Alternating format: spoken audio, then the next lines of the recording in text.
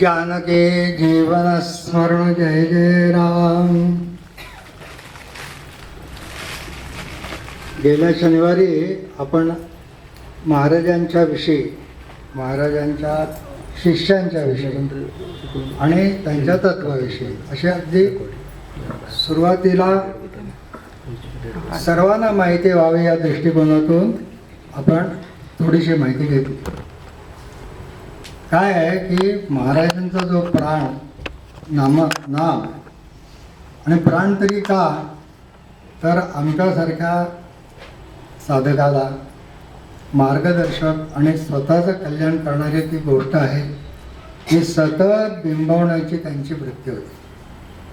सतत त्यांना वाटायचं तर तुम्ही त्यांची कोणतीही प्रवचनं पाहिली तर नाम हा शब्द अनेक वेळा त्या प्रवचनातून आल्याशिवाय राहिला नाही. आता नामाविषयी नाम घेत असताना सुद्धा, अनेक वर्ष घेत असून सुद्धा अनेक शंका आपल्या मनात येतात. काही आपण बोलून दाखवतो, काहीचे आपण इतर लोकांशी, जे साधक मंडळी आहेत त्यांच्याशी चर्चा करून काही गोष्टी महाराजांनी कशा काय त्याविषयी बोलणं केलं आहे ते सांगून आपण थोडीशी प्रगती करून घेतो नामामध्ये. अशाच दृष्टिकोनातून आपण दररोज महाराजांनी त्याविषयी काय म्हटलं आहे हे पाहणार. आता पहिली गोष्ट अशी आहे की नाम कसं घेतात. तर नाम कित्येक लोक मोठ्यांदा घेतात आणि त्याला आपण वैखरीचं नाम म्हणतो. आणि कित्येक ठिकाणी असं सत्संग जिथे चालतो त्या ठिकाणी मोठ्यांदा एक माळ घेण्याची एक प्रथा पडलेली आहे. दुसरं की मौनातलं नाम, म्हणजे आपण मौन धारण करायचं आणि आतल्या आत नाम घेऊन महाराजांना आठवायचं, असं त्याचा एक भाग आहे. आता जो मोठ्यांदा नाम घेतो त्याच्यात प्रकार काय होतो की एक प्रकारचं त्याच्यात रिच्युअल निर्माण होतं. मोठ्यांदा नाम घेणारा, जसं आपण भजन करतो, नामस्मरण हे आपली आणि आपल्या सद्गुरूंची अशी जोडणारी एक साखळी आहे. तेव्हा त्या दृष्टिकोनातून तुम्ही या भजनासारखं नामस्मरण करू नये असं आमच्यापेक्षा जे वरिष्ठ साधक होते त्या लोकांकडनं कळलेलं आहे. की आपण ज्या तऱ्हेनं नाम घेतो, नामामध्ये ते प्रेम यायला, ती गोडी यायला, ही साखळी निर्माण झाली पाहिजे तुमच्यात आणि सद्गुरूंच्या. तेव्हा तुम्ही रामदास स्वामींनी म्हटलं आहे की अति आदरे गद्य घोषे म्हणावे, पण कुठे सार्वजनिक दृष्टीने नव्हे. इथे दासबोधाचे चांगले अभ्यासक मंडळी इथे आहेत, मी काय त्या दृष्टीने बोलत नाही. पण मला एक सांगायचं आहे की गद्यघोषे म्हणावे जे आहे त्याला प्रेम आतून उफाळून आल्यानंतर एकंदर आपण जसं सहज म्हणतो श्रीराम, मनामध्ये त्यावेळेस भाव येतो की अरे आता रामाच्या कृपेने काहीतरी माझं चाललं आहे, अशी भावना आल्यामुळे मोठ्यांदा म्हणणं ह्या अति आदरेमध्ये मोडतं असं वाटतं. तर त्या दृष्टीने ते घेणं योग्यच आहे. पण जेव्हा आपण सर्व समाज समून जेव्हा करतो तेव्हा त्याच्यात त्या गुरुने दिलेला जो बीजमंत्र आहे तो अपेक्षित नाही. आता तिसरी गोष्ट म्हणजे माळेवर आपण नाम घेतो.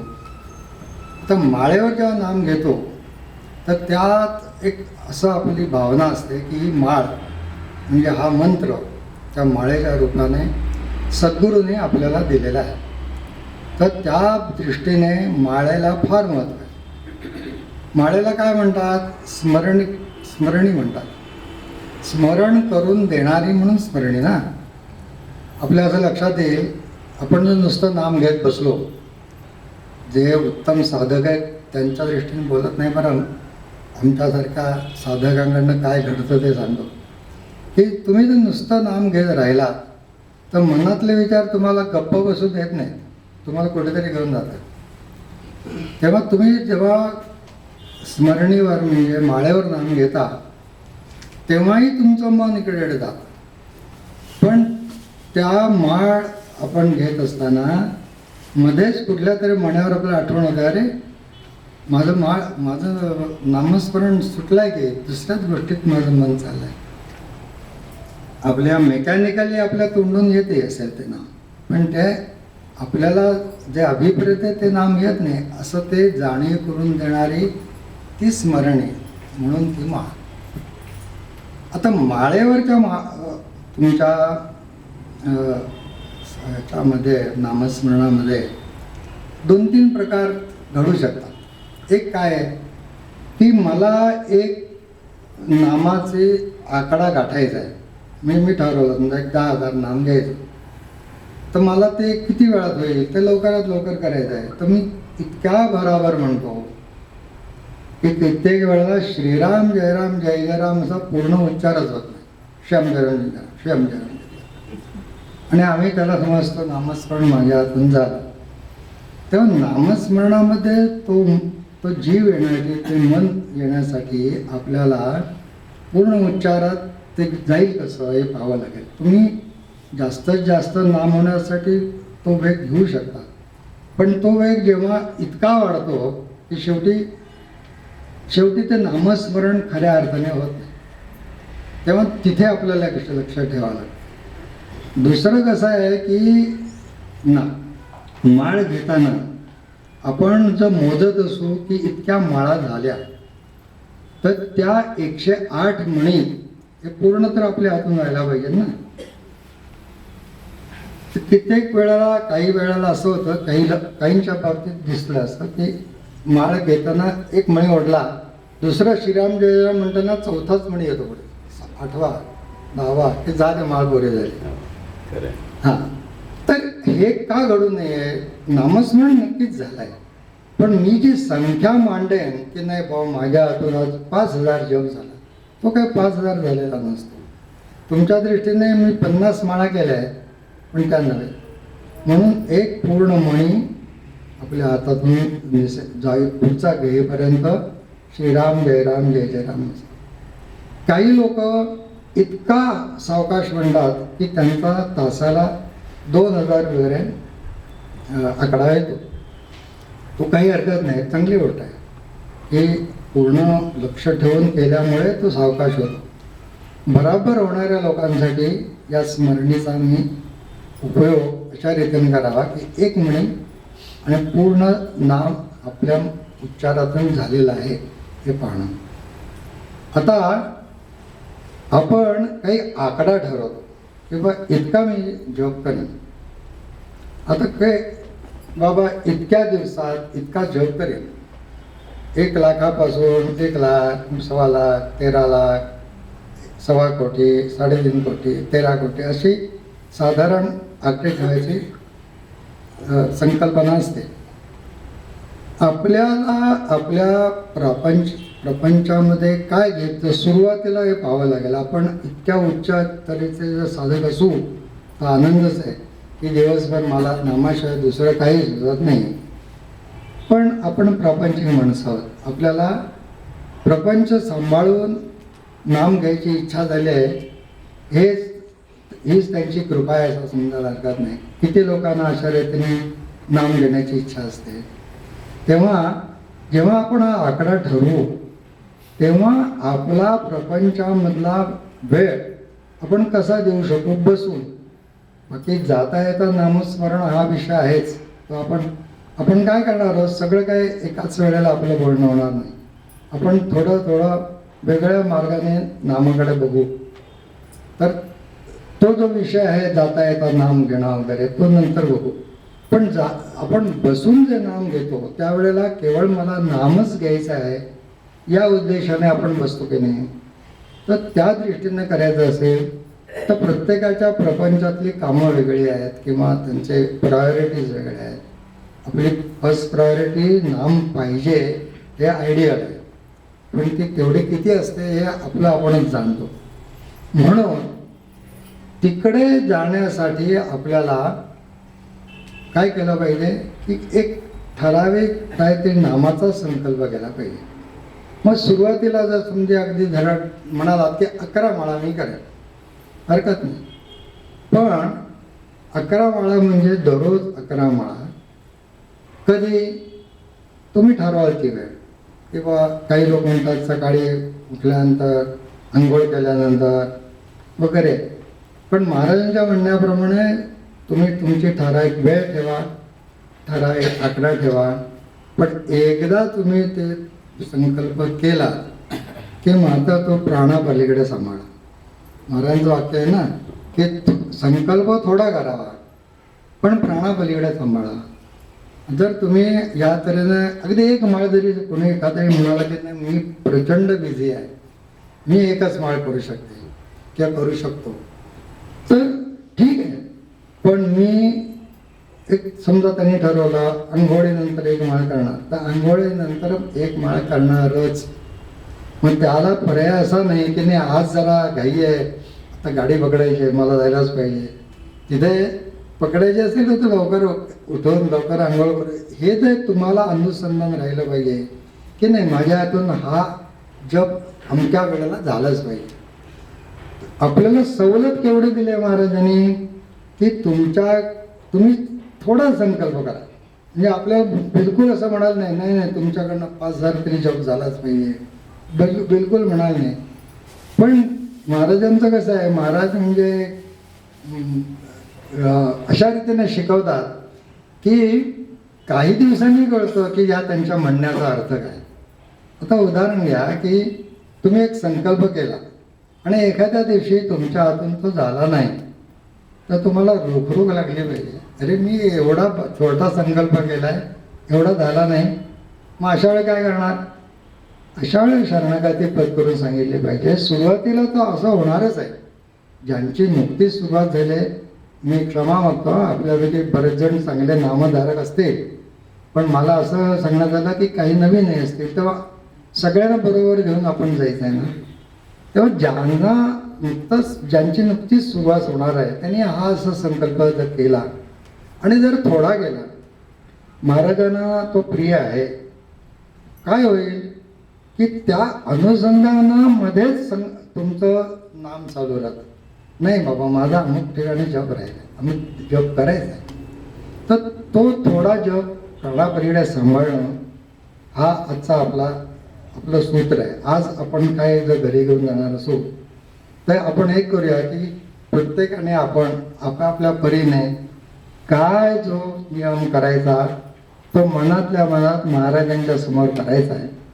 आणि दररोज आपण पाहायचं आहे, हे मी पाळू शकतो का, हे मी पाळू शकतो का. कारण आपल्याला त्यांनी खूप मोठी सवलत दिली. आता दुसरं गोष्ट सांगतो या बाबतीत की महाराज किती वेगळ्या तऱ्हेने पण माणसं इकडे वळवत असत. एक व्यापारी म्हणजे प्रचंड मोठा व्यापारी जो दिवस रात्र त्या व्यापारात अगदी गुंतलेला होता, पण त्याला थोडी या बाबतीत असं वाटायला लागलं की आपणही काहीतरी असं केलं पाहिजे. पण वेळ तर नाही आहे, आपण महाराजांनाच विचारूया.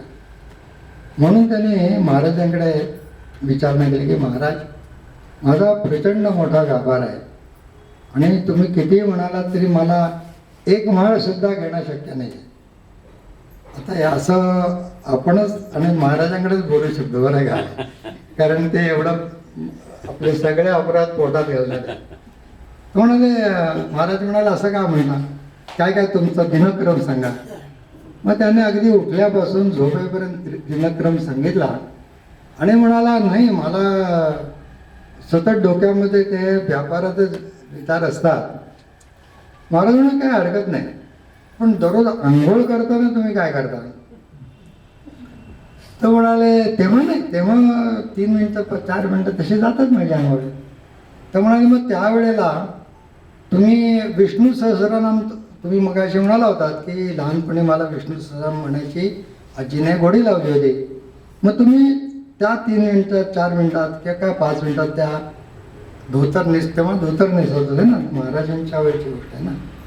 त्यामुळे धोतर नेसून निर्या काढापर्यंत विष्णू सहस्रनाम का म्हणत नाही. त्यामुळे काय हरकत नाही, मी म्हणेन मला आवडेल. तर म्हणाले एक करा, हा तुमचा थोडा नियम आहे पण तुम्ही प्राणापलीकडे सांभाळा. आणि मग तुम्हाला परमेश्वर सांभाळतो की नाही ते बघा. त्याप्रमाणे त्या व्यापाऱ्याने सुरू केलं की आंघोळीच्या पहिला तांब्या घेतल्यापासून ते शेवटी धोत्राच्या निऱ्या गाड्यापर्यंत विष्णू सहस्रनाम म्हणायचा. पुढे काही वर्षांनी त्याला ब्रेन हॅमरेज झालं आणि त्याच्यामुळे बेशुद्ध पडला.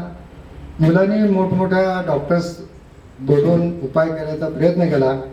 सगळे डॉक्टर्स म्हणाले आमचे उपाय थकले, आता फार तर हा 2-3 दिवसाचा सोबती आहे. तर घरीच होते. तर बंगल्यात ते होते बेशुद्ध अवस्थेत, मुलं बाजूला, सगळे हताश अवस्थेत.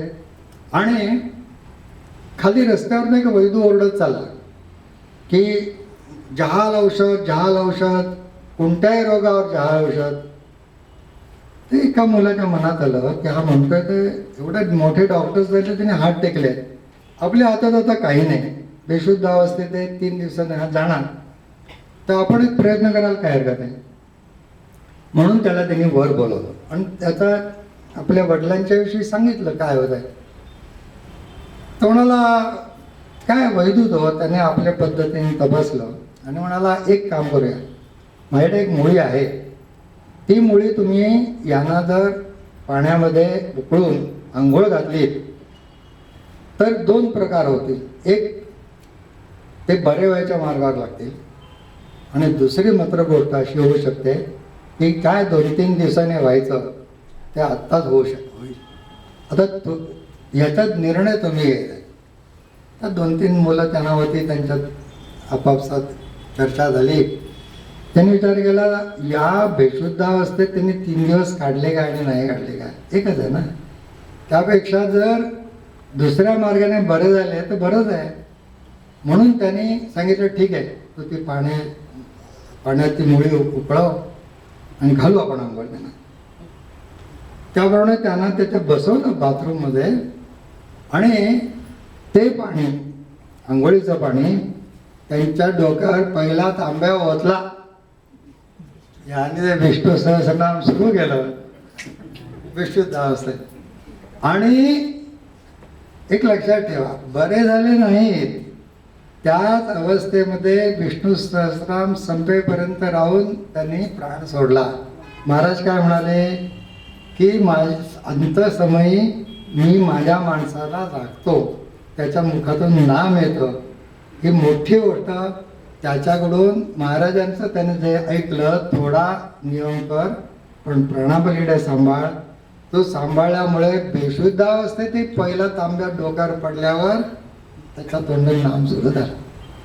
मला हेच म्हणायचं आहे आपल्याला की आपण सुद्धा याच मार्गाने जाऊया. आता आपल्याला एक उदाहरण कळलं की हो असं घडतं. आता आपल्याला त्या अवस्थेत जायला नको आहे आता. तेव्हा हे फार मोठी गोष्ट आहे. आता मगाशी जे मी म्हटलं की सुरुवातीला तुम्ही नाम घ्यायला लागता, थोडं नाम घेता, अशा साधक मंडळीत बसलात की तुमच्या मनात आपोआप विचार येतो, अरे कोणातरी जवळ बोलता तुम्ही तुमचं कसं नाम चाललं आहे, तुमचं कसं चाललं आहे. कोणी सांगतं माझा 5,000 जप होतो, 10,000 होतो, काही 15-20 हजार सांगणारे भेटतील. याला वाटतं अरे आपण 3 आणि 5 माळा घेतोय, काय अर्थ आहे का याला.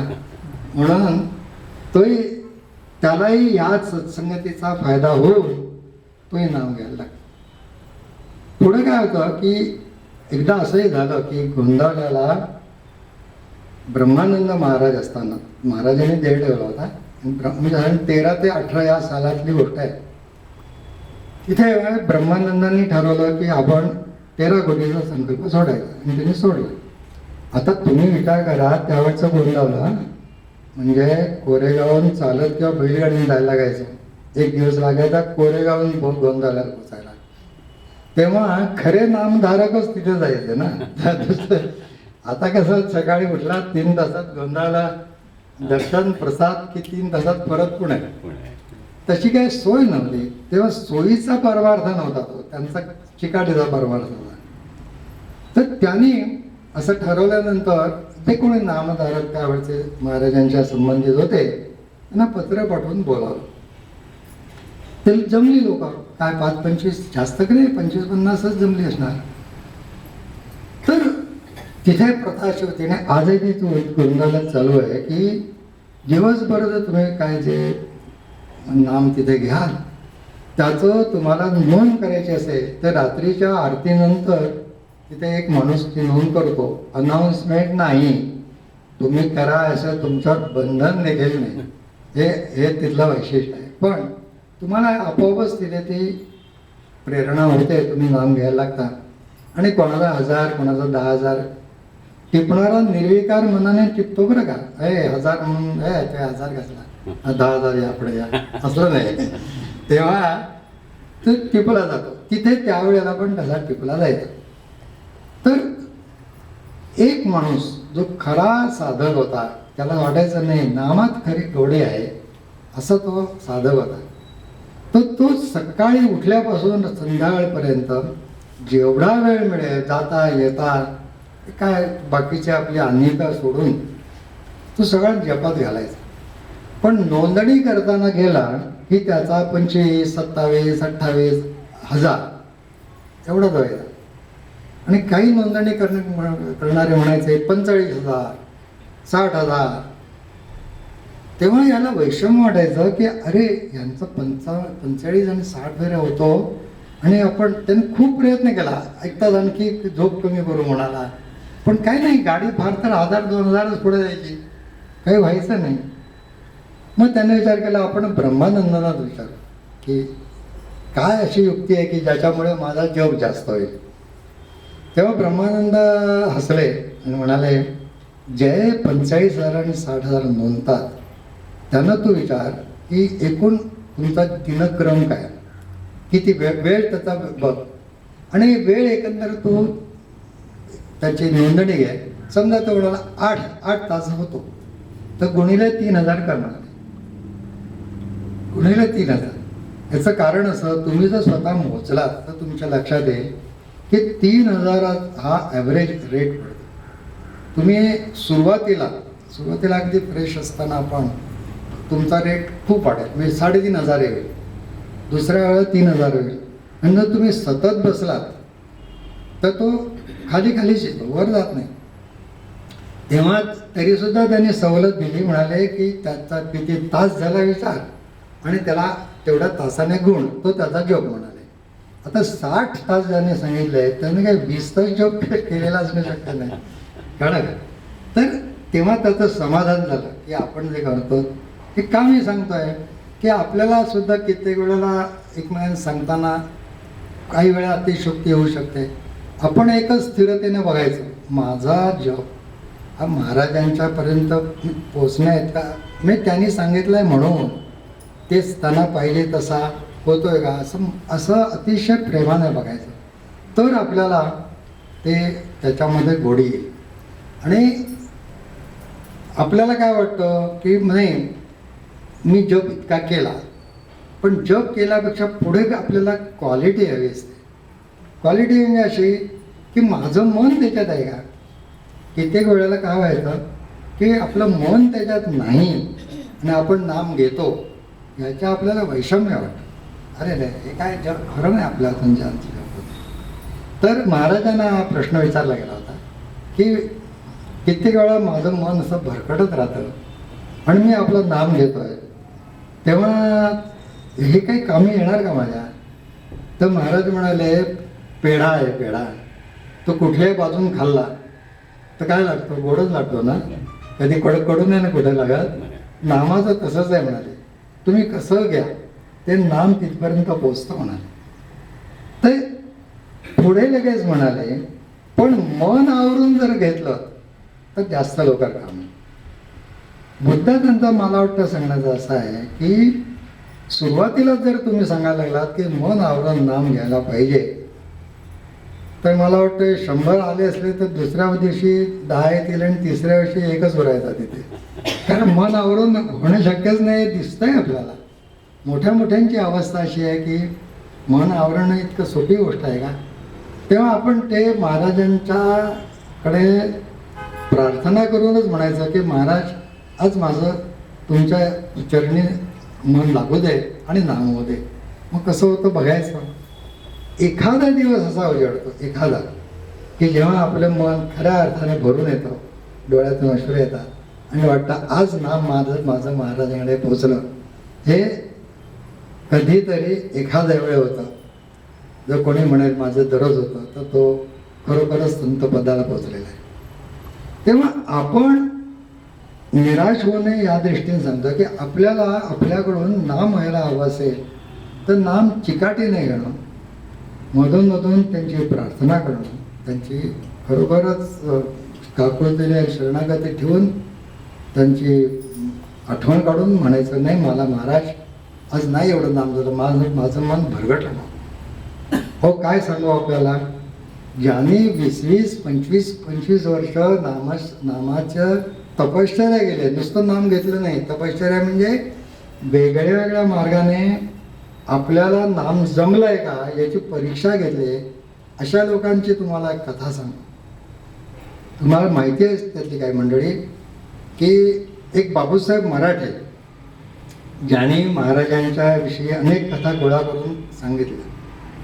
त्यांचे चुलत बंधू अप्पासाहेब मराठे जे इंजिनिअरिंग पॉलिटेक्निकचे प्रिन्सिपल होते आणि त्यांना महाराजांच्या कथा एकत्र करून विशेष करून तात्यांचं खूप प्रेम होतं.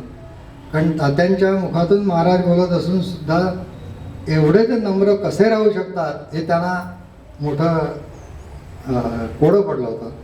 तात्यांच्या कथा आपण कधी ऐकू की नम्रता म्हणजे नक्की काय, नम्र शब्द सुद्धा गुळगुळीत व्हायला लागला.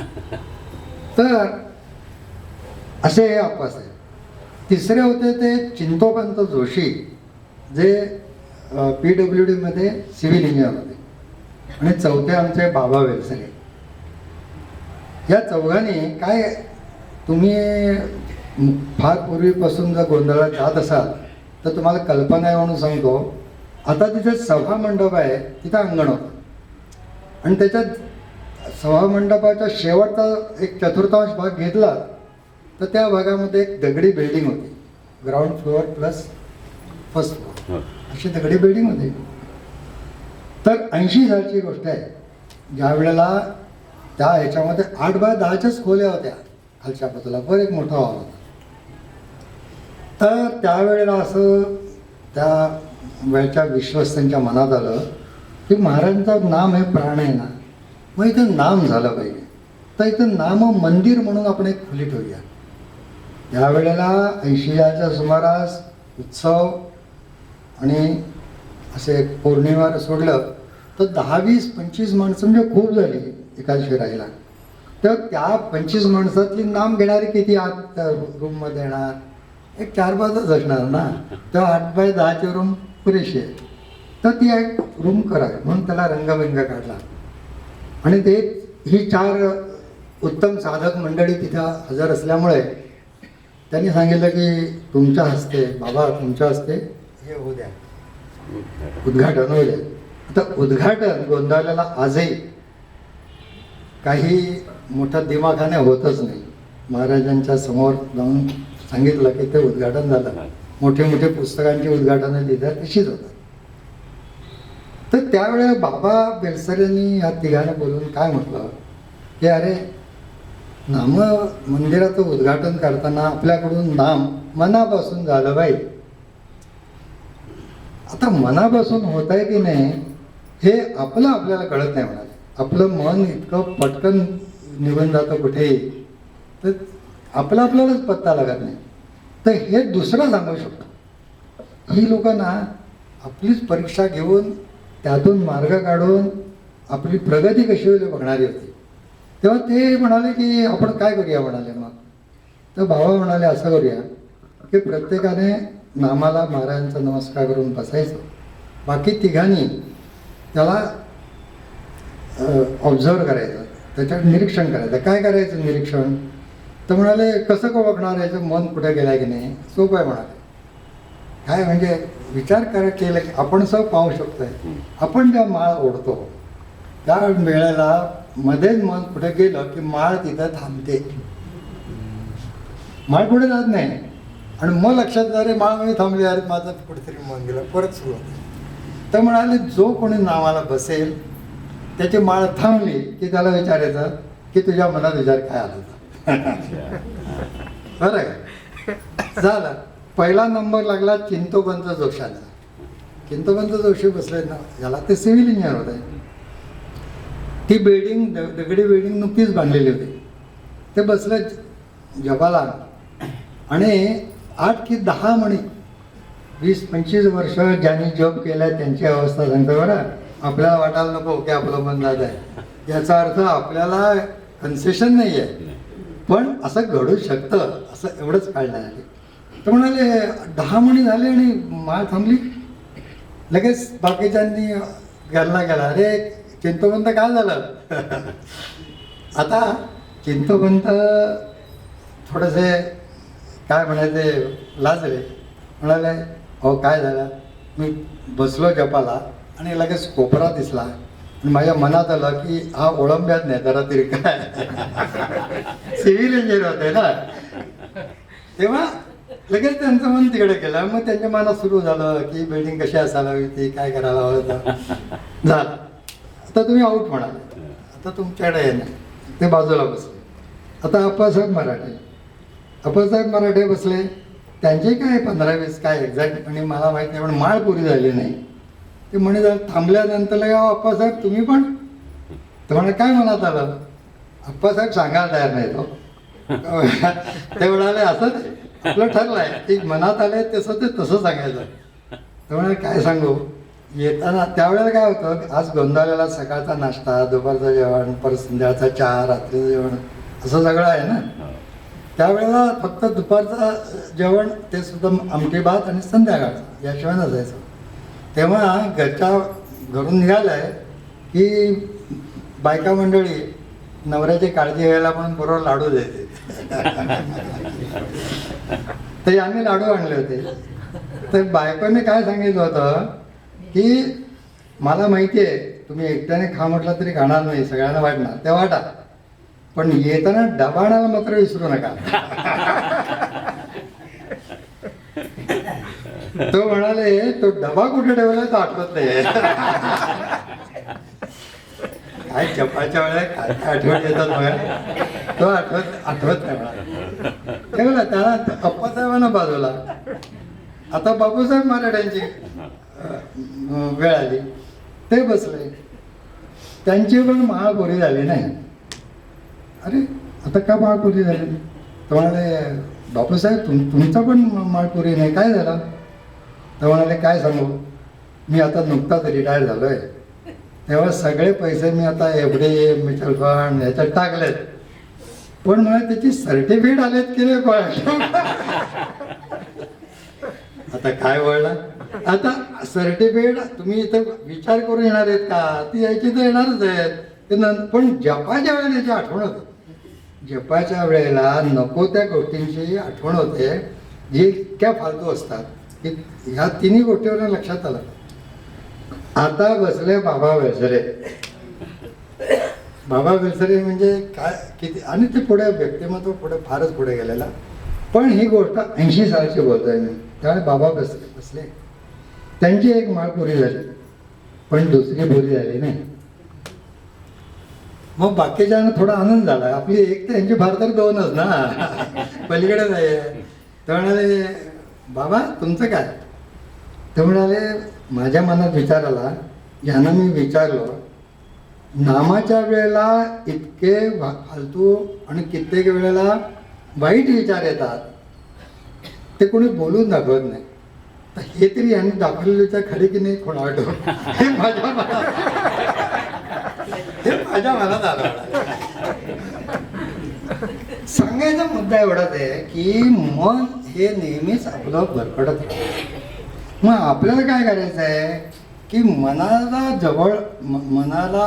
आवरायचं आहे हे खरं आहे, पण पहिलीत कधी आपल्याला PhDचा अभ्यास होणार आहे का. आपल्याला पहिलीतलाच अभ्यास केला पाहिजे, मग दुसरी, तिसरी, चौथी. मग आज आपण असं ठरवूया का की मी जो महाराज म्हणाले की नियम थोडा करावा पण प्राणापलीकडे लावा. त्याचं आपण उत्तर देखील बघितलं की असं प्रत्यक्षात घडलंय की त्या माणसाचं त्याला गती मिळाली की नाही, शेवटी त्या मुखात नाम आलं बेशुद्ध असताना. तर आपण असा थोडा नियम आजपासून करूया. काय असेल प्रत्येकाच्या मनात असेल त्यांनी करावा, महाराजांच्या समोर मनातल्या मनात म्हणावा. आणि पुढल्या शनिवारी आपण पास की नापास मला सांगायची गरज नाही, मनात ठेवावा. कारण हल्ली काय आहे, 8वी पर्यंत परीक्षा नाही आहे आणि ही तर आपली पहिली परीक्षा आहे. तर ते तुमच्यापर्यंत ठेवा. पण आपली आपण परीक्षा घ्या. नापास असू तर त्यांच्याजवळ करुणा बघा आणि सांगा की नाही, आज पण एवढा छोटा नियम असून सुद्धा मला नाही पाळता आला महाराज, तुम्हीच माझ्यावर कृपा करा आणि माझे पाळण्याची हमी द्या. आणि ते इतके कृपावंत आहेत, ते खरंच तसं करतील. आपण एकदा ही पायरी गाठली ना की मग हळूहळू पुढचं बघू की नामामध्ये आणखी काय काय आपल्याला निराळे तर्कवितर्क येतात मनात. त्या कुशंकाची महाराजांनी काय उत्तरं दिली आणि त्यातून आपल्याला नामाविषयी कशा रीतीने पुढे जाता येईल हे आपण पुढल्या शनिवारी पण वाटवे साहेबांच्या घरी आहे. कारण पुढल्या शनिवारी नेमके हैदराबादला चालले ते आणि वाटवे साहेब तुम्हाला सर्वांना माहिती आहे बरोबर समोर राहतात. तर त्या ठिकाणी पुढल्या शनिवारी हीच वेळ आणि आपण याच मार्गाने जाऊया. नुसतंच ऐकायचं नाही आहे आपल्याला, कारण काय याच्यात काही विशेष मी सांगितलेलंच नाही. पण महाराजांनी सांगितलेल्या गोष्टींची फक्त आठवण करून दिली आणि अशा मार्गाने जायचं आहे की जेणेकरून आपण एक स्टेप पुढे जाऊ.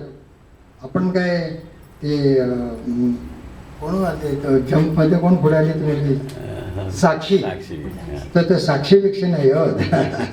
तेव्हा आपण एक एक स्टेपच पुढे जाऊया आणि मग बघूया काय करता येईल. जानकी जीवन जय जय राम.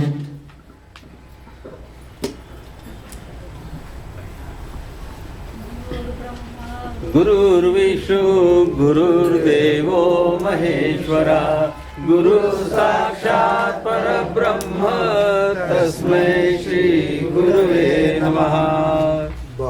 चांगले नाम या राघवाचे, अति साजिरे